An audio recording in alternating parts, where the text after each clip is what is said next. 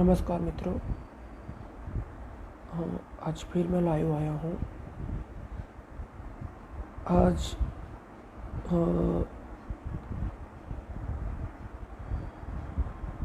अपने देश की अर्थव्यवस्था को जो बोलते भूकंप आया था अपनी देसी भाषा में कि भूकंप आया था आज से 4 साल पहले। आज ही 8 तारीख को रात को कि नोटबंदी किया था और अपने प्रधानमंत्री टीवी में आके बहुत बड़ा भाषण दिया था। आज रात से 12 बजे के बाद 500 और 1000 की नोट बंद हो जाएगी। इससे इस देश की ब्लैक मनी पूरी वापस आ जाएगी। इस देश में आतंकवादियों का कोई खतरा नहीं रहेगा।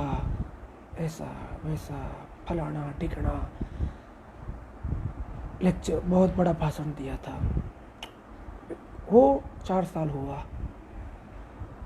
नोटबंदी से आज तक एक फ़ायदा हुआ हो इस देश को तो कमेंट करना कि मैं झूठ बोल रहा हूँ कि फ़ायदा हुआ था नोटबंदी से। एक भी फ़ायदा जैसे वो गिनाते हैं एक नोटबंदी की उन्होंने, एक आज तक 4 साल के अंदर उन्होंने कोई भी इलेक्शन नोटबंदी के नाम पे नहीं प्रचार किया कि हमने ये नोटबंदी की, ये कि इससे ये हुआ, इससे आतंकवादी ख़त्म हो गए।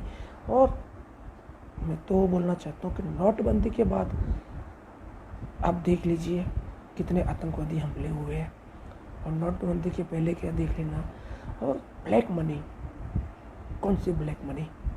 अरे पूरी ब्लैक मनी तो बीजेपी वालों के पास है। अब बेचारे नोटबंदी में किसको तकलीफ हुई? सबसे ज़्यादा गरीब मध्यम वर्ग के लोगों को। आपने नोटबंदी के अंदर किसी भी फिल्म स्टार, किसी भी बीजेपी के कोई भी बिजनेसमैन हो या बीजेपी का कोई भी राष्ट्रीय नेता, जो आप मुझे दिखाइए कि जो लाइन के अंदर खड़ा हो, यहाँ गया हो। कौन गया था? आप, मैं, मध्यम वर्ग और एकदम गरीब, वही गए थे।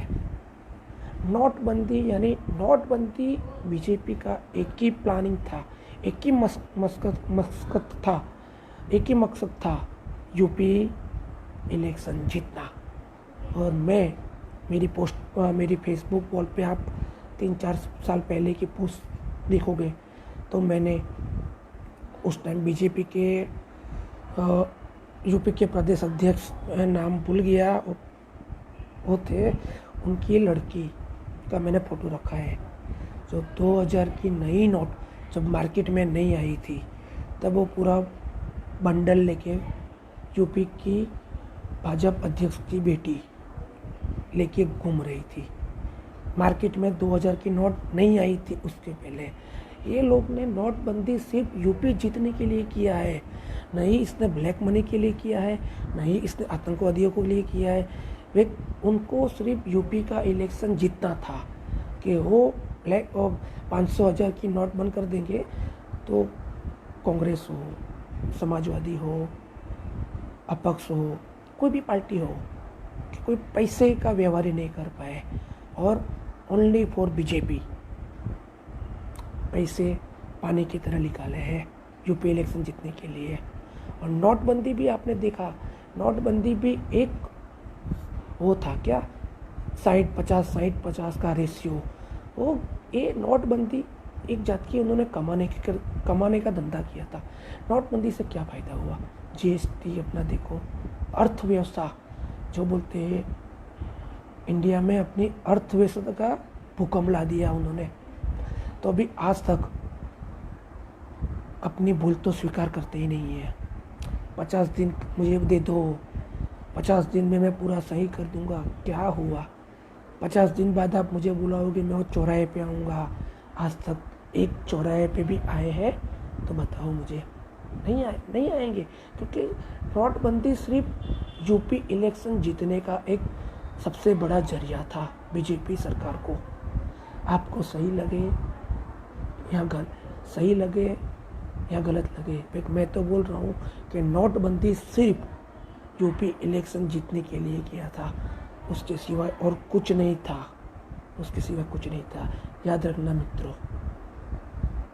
और मैं तो अभी छाती ठोक के बोल रहा हूँ कि नोटबंदी से एक फ़ायदा हुआ हो तो मुझे कमेंट करें कि बीजेपी का कोई भी नेता, कोई भी प्रवक्ता, कोई भी उनका कार्यकर मेरे साथ डिबेट करे कि नोटबंदी से ये फ़ायदा हुआ है, मैं उनको गिनाऊंगा कि क्या नुकसान हुआ है इस देश का। मैं तो आपके माध्यम से यही कहना चाहता हूँ कि जितना बने इतना इस सरकार का विरोध करिए। मीडिया नहीं करेगी, सोशल मीडिया को ही करना पड़ेगा, क्योंकि अपनी मीडिया इतनी ईमानदार नहीं है।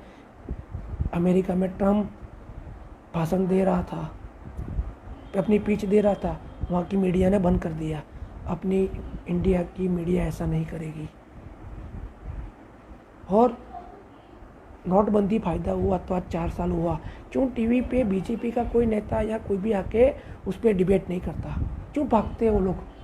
क्योंकि वो लोगों को उल्लू बनाया है नोटबंदी के नाम पे, सिर्फ यूपी इलेक्शन जीतने के लिए। याद रखना ये मेरी चीज़। जय हिंद, जय भारत, जय कांग्रेस।